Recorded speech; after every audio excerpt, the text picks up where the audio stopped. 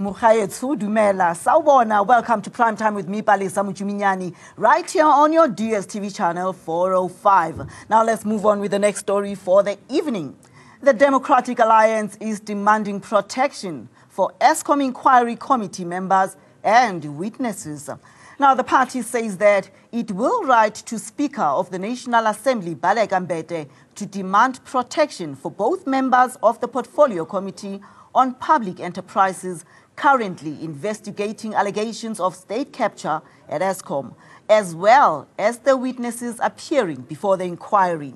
Now, the DA has hit out at what it calls intimidation efforts against its MP on the committee, Natasha Mazzone. DA's complaints comes on the back of Minister Lynn Brown accusing Natasha Mazzone of trying to threaten her in relation to the same inquiry. Now, under oath, Brown told the parliamentary inquiry that the DA MP had visited her office and told her to come clean on the inquiry, failing which she would be made a scapegoat.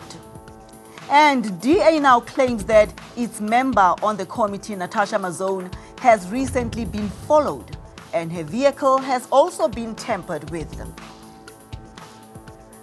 Now joining us on the phone line is actually the DA Chief Whip, John Steenhuisen. Say a very good evening to you. What does the DA feel the need for protection of ESCOM Inquiry Committee members? Well, we believe that the inquiry has now started to get to the very heart of where state capture lies and who's involved. And as it gets closer to these individuals, obviously the imperative to make sure that those who are involved in exposing the individuals and the mechanisms used to effect state capture are protected.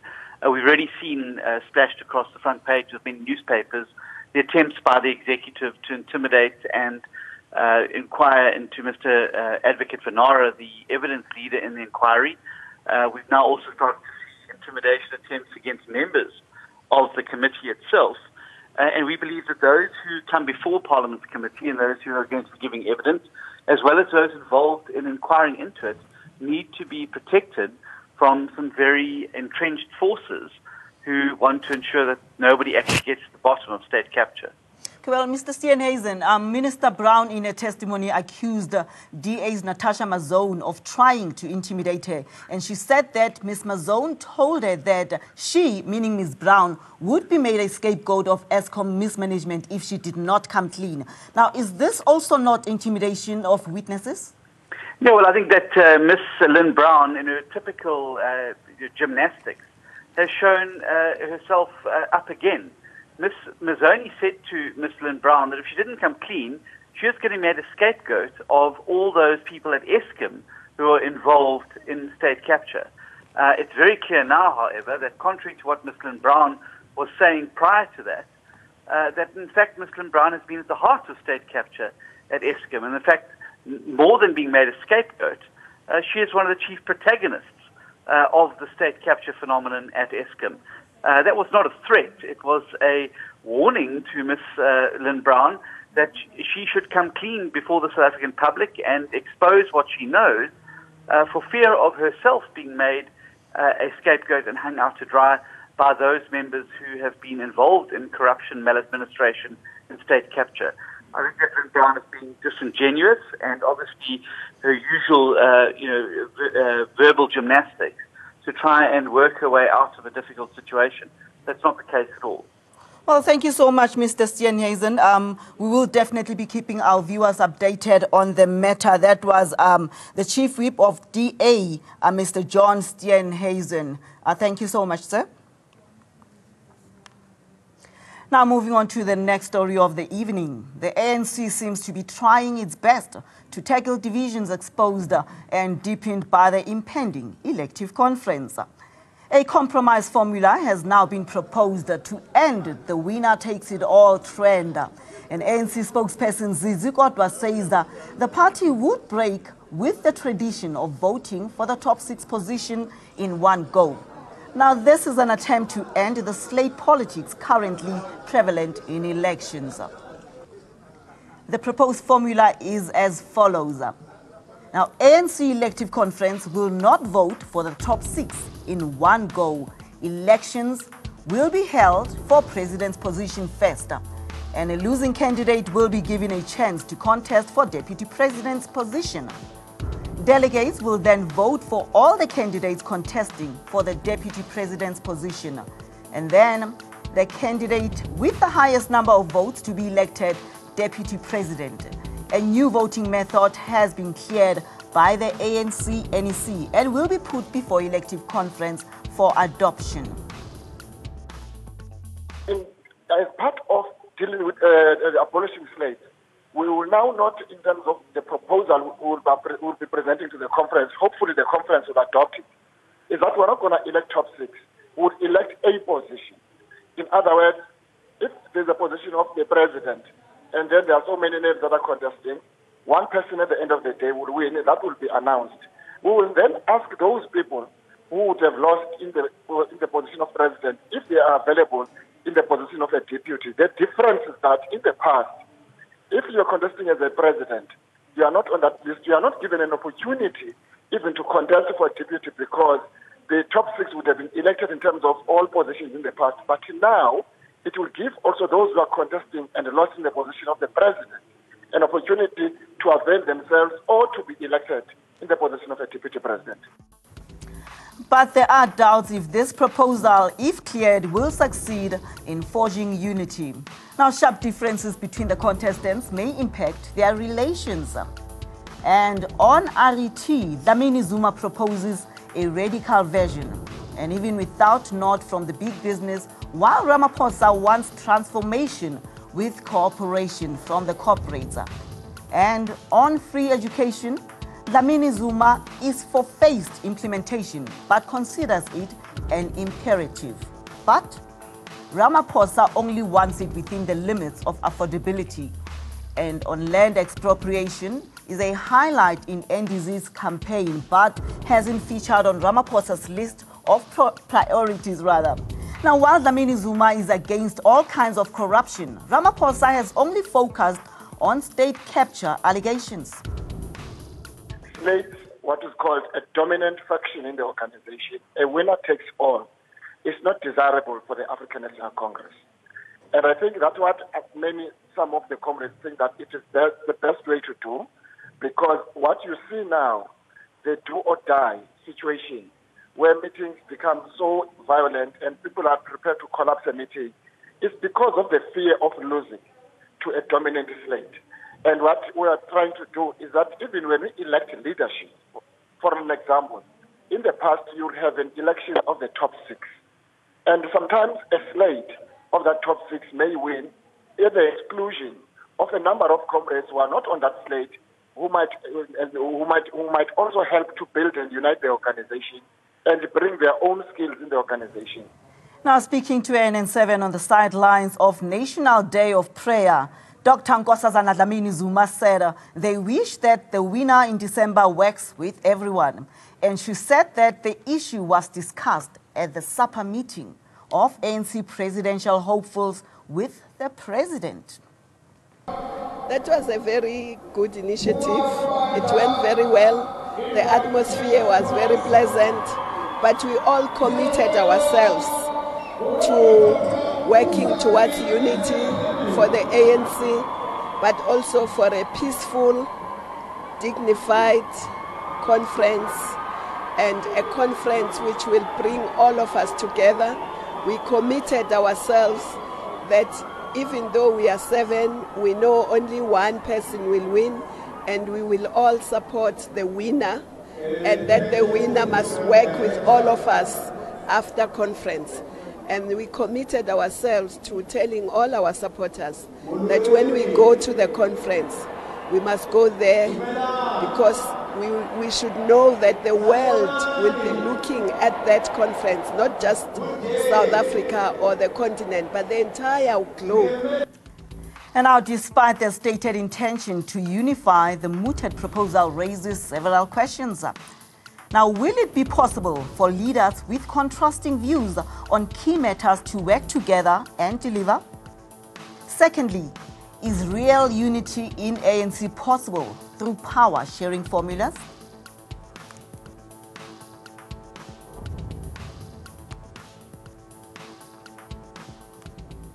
Happy right here on ANN7. And on our guest tonight, we have a political analyst, who is Kim Heller, the political analyst. And of course, we also have Sifiso Mahlangu right here on our studio. And of course, our political analyst, Tsepo Khadima.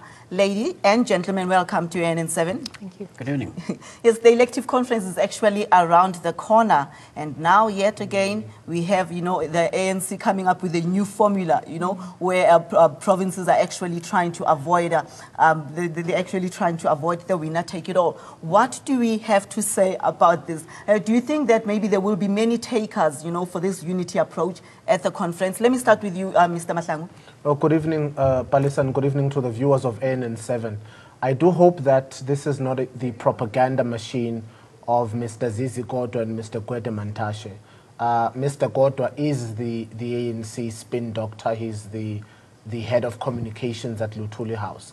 And it is his responsibility to sort of seal, to rub, to nourish the reputation of the ruling party, even though the cracks are so wide, everyone can see.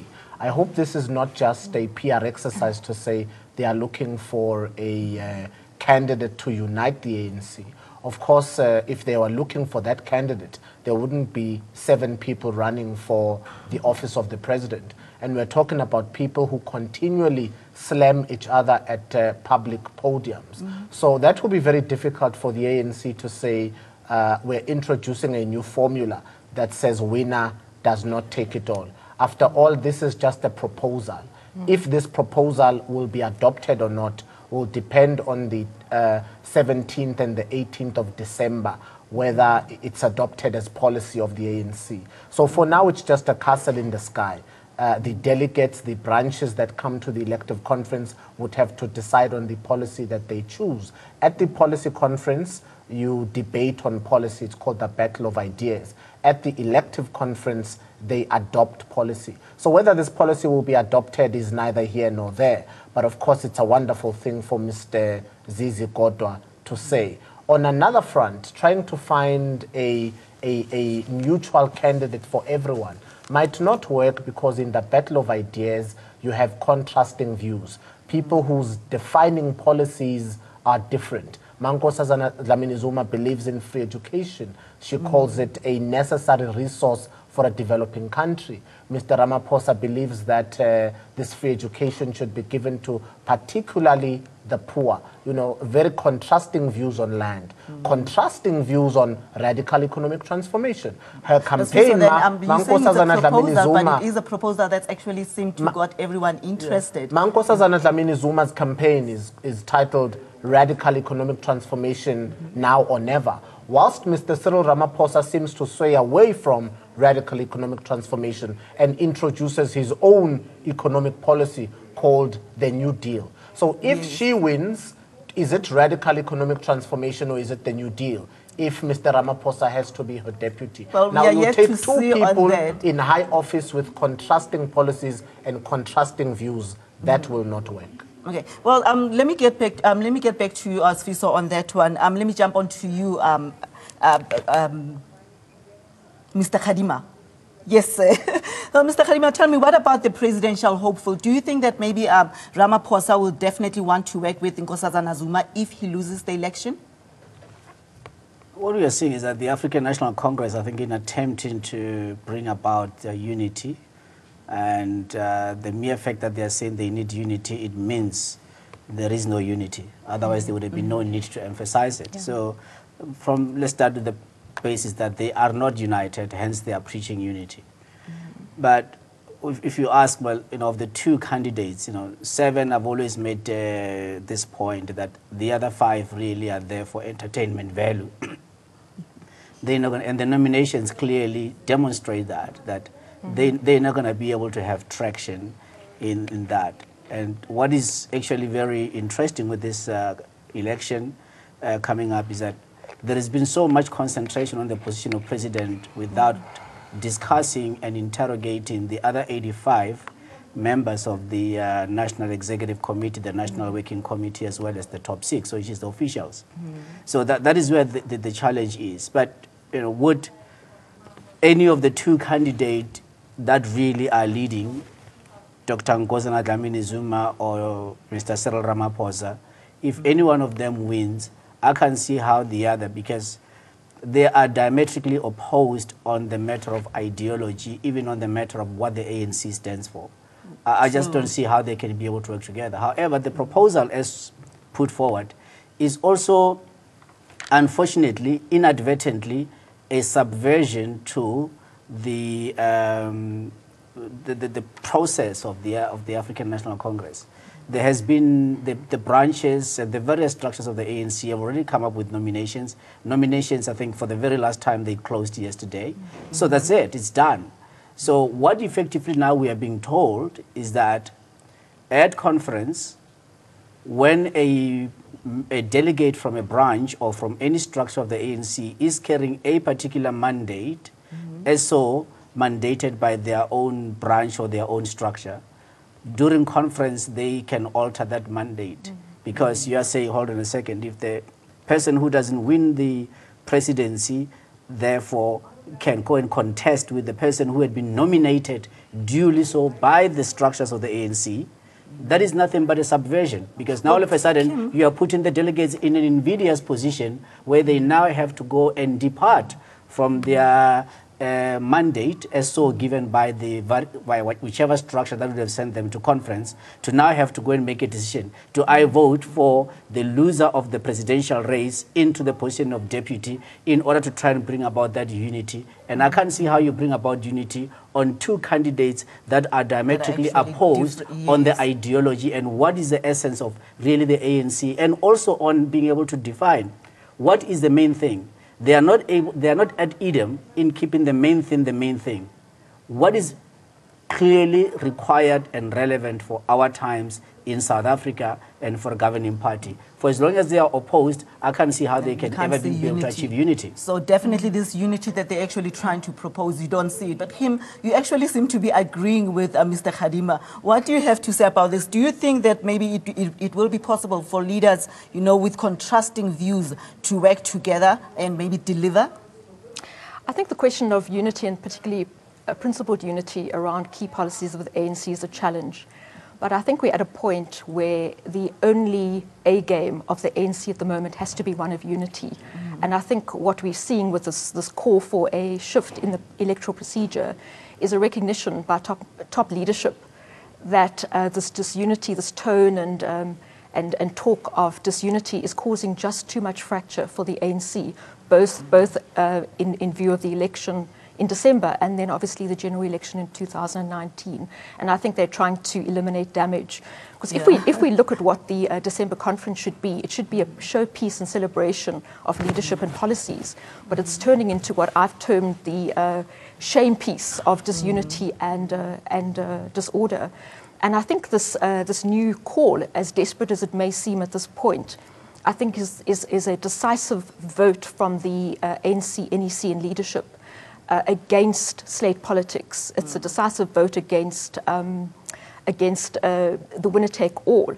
But there's an interesting dimension that I'd like to raise that perhaps hasn't come into the discussion yet. And I think that it is a winning position because unity has to be forged. And on the basis of unity, hopefully we then get principled unity. But I think it places the current deputy president in almost a place of double jeopardy because he's sitting now as the deputy president. But if he does not win, he then has to go into a more contested field of deputy presidents. So he could actually lose twice. Talking about the deputy president, my worry is now, remember, Sfiso, when deputy president has already and publicly announced, his winning team. Where will that take us now? Because already we have the winning team of Cyril Ramaphosa, and now with them now announcing the winner takes it all. What does it, where does it leave? It means that now he's got to contest with Naledi Pandor. He released a slate and said Naledi Pandor was his deputy. Yes. So if he loses to Nkosazana Dlamini-Zuma, and he now has to contest for deputy president, it means he goes head to head with the person he had elected as his deputy. So he'd go head to head with Ms. Naledi Pandor. He might have a better chance of winning against her. But it's not just her in his slate, it's everybody's slate. He's got to go against the likes of Mr. Gwedemantashe, Isma Khashul, and everyone has a slate at this point in the game. So I believe, as Ms. Heller is saying, he might have to lose twice. However, the bigger issue is, at what cost do you try and forge unity? Is it unity when you put two people in an organization who have parallel ideological patterns, who will not bring the organization into harmony in one, because the people need service delivery? It means for 5 years, South Africa will sit with two leaders who cannot decide on policy.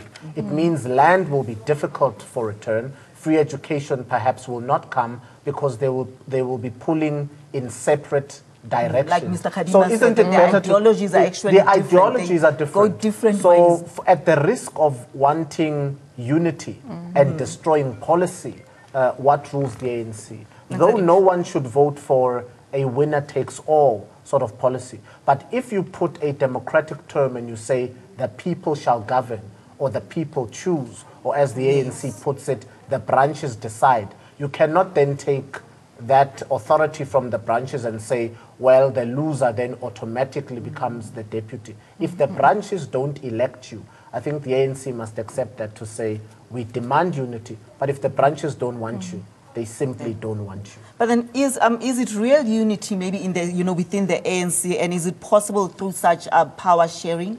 Is it really possible that they can actually share power even if they differ this much? There can't be any power sharing, so to speak. But in the next few days, as the ANC releases the outcomes of the various nomination processes from provincial, regional, as well as from the branch level, I am very convinced that a clear pattern is going to emerge. And the pattern that is going to emerge is that of slate politics.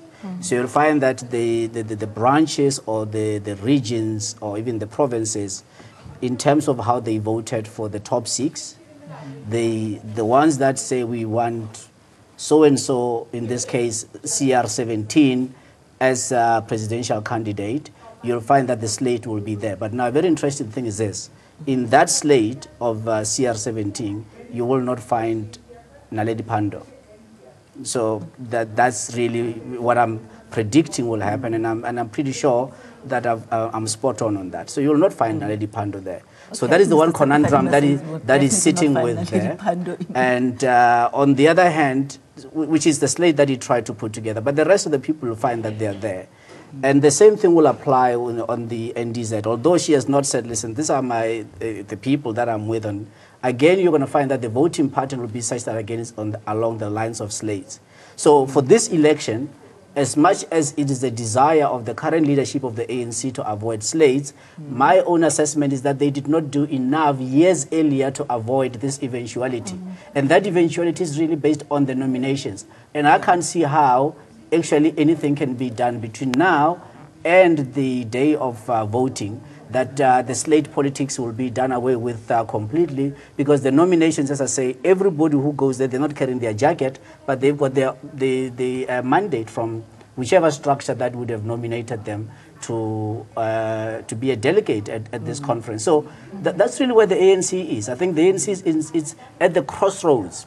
Yeah. And that crossroads, effectively, is a question of what is the clear and present need for South Africa, and what is, at the end of the day, the desire to maintain the status quo by outsiders who are benefiting immensely from the current dysfunctionality, particularly of our economy. And if you look at that, the two candidates, they represent that. They represent RET on one side, the other one is maintaining the status quo, but the clear and present need for this nation is need for radical economic, because radical economic transformation, it is the only tool that is at the disposal of any political party in this country to be able to effectively fight the higher levels of unemployment, inequality, as well as poverty. There is no other tool. Everything else that has been suggested, the new deal won't be there? The new deal is academia. It hasn't worked even in the case studies that maybe might be referred to.